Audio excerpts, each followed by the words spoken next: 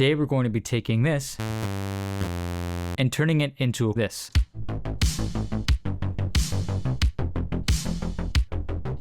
Hello, and welcome to day 7 of 365 Days of Synth, the show where I make a new synth patch every single day in the year of our Lord, 2026. Without further ado, let's begin. I want to make something that is on the offbeats of a 16th note, so but it's not hitting on that first beat, which is really useful if you're wanting a really impactful kick or snare, but you also want some really heavy, nice, thick bass to it. That's not going to clash. Everyone say hello to my cat, Frankie. Hello, Frankie. So let's grab a square. You know I love a square for a bass. Let's grab something like this. Sound pretty sick. Let's drop it an octave. Cool. Let's open a sub here. In fact, let's actually bring this up. And let's bring this down an octave. Okay, and let's have this here. You're gonna have phasing issues if you're using two squares kind of on top of each other like that. This is kind of cool though. Okay, so let's grab, for this one is really nice because we don't really have to mess with this envelope at all. In fact, I wouldn't mess with this envelope. Okay, so now what we're gonna do is we're gonna turn on the filter, turn on A and B. Okay, we're missing a lot, but that's okay. So other than using, I don't really think we're gonna use any of the envelopes today, which is really, really rare. Instead, we're gonna be focusing on this LFO. So here you can see there's a lot of basic shapes, squares, right? But the cool thing about Serum is that you can make any shape by just double clicking on the line. So what I want to do is I want to emulate basically like a sawtooth LFO, but happening 4 times technically for every quarter note, a 16th note in essence. You can kind of see here that there's a grid, bop, bop, bop. So these are the 16th notes, or it really just depends on what you have it set right here. This is on 1/4. So here's how we can do it. So we essentially need to make 3 mini sawtooth waves and then nothing, a blank space at the beginning is essentially what we need to make. So I'm just going to add some points in here by double clicking on this line. So the first part, we don't need anything, right? So we're going to bring this here. It needs to be nothing. All right. Second part, pretty much straight up.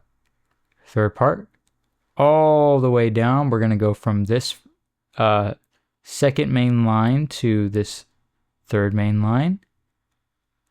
I should say first main line to the second main line. And then we're going to go straight back up again. Let's go ahead and add another point here. Actually, let's add 2 because it's actually really hard to grab if they're already at the bottom. So let's grab this boy, bring him up here. And it looks like I need to bring this a little bit more this way. Essentially what we're doing is we're telling the filter to be all the way cut off for the first beat and then open, close, open, close, open, close on the last couple beats. Now, let's route it to this cutoff here and see how that sounds. And of course, we also need to route it to the sub.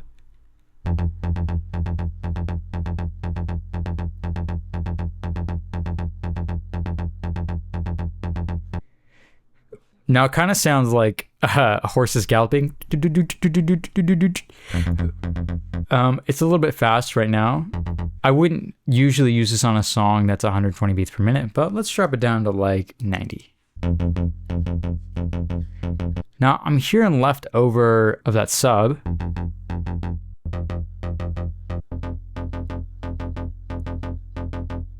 Which I don't love, but let me take up the detune here.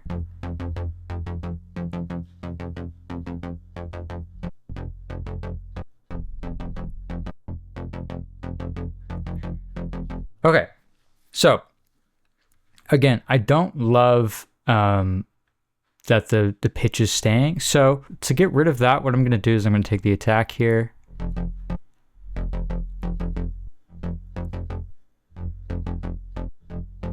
and we'll turn it.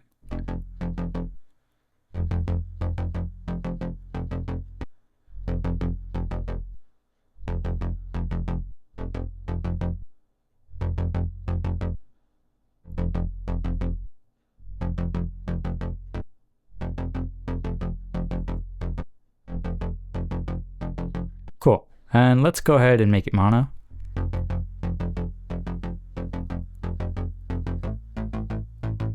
And let's take this cutoff and take it even lower. Because that way we have a little bit more control over the volume of it all. And let's just take this LFO and let's turn it up pretty high.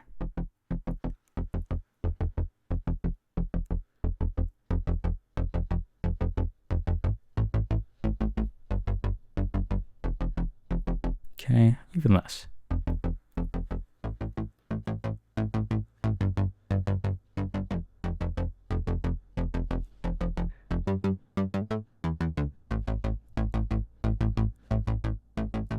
Cool.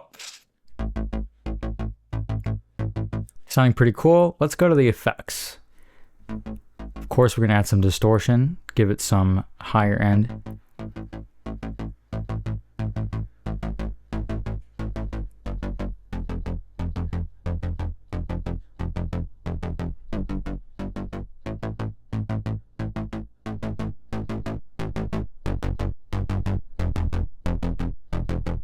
Okay, I might take it down.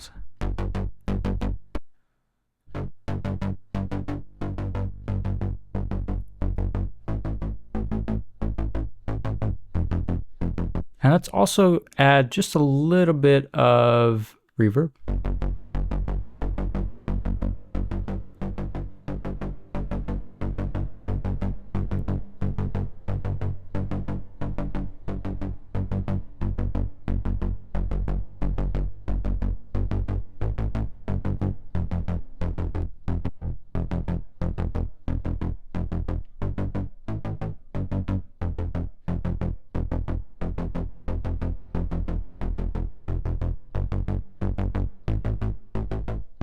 And let's add some noise actually.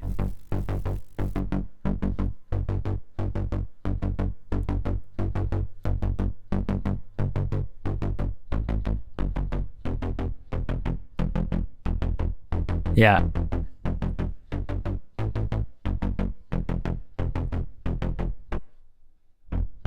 Even less. Maybe some chorus.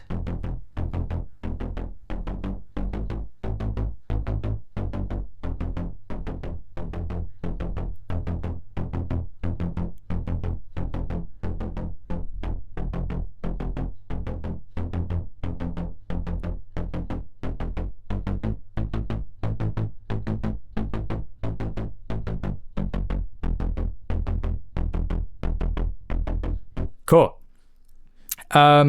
Before we kind of complete this, I did want to show you what I meant by the context of which this would sound good. What this synth is really built for, which is a really sturdy, like 1, 2, 3, 4 kick pattern, like so. And this will play naturally really nice with it.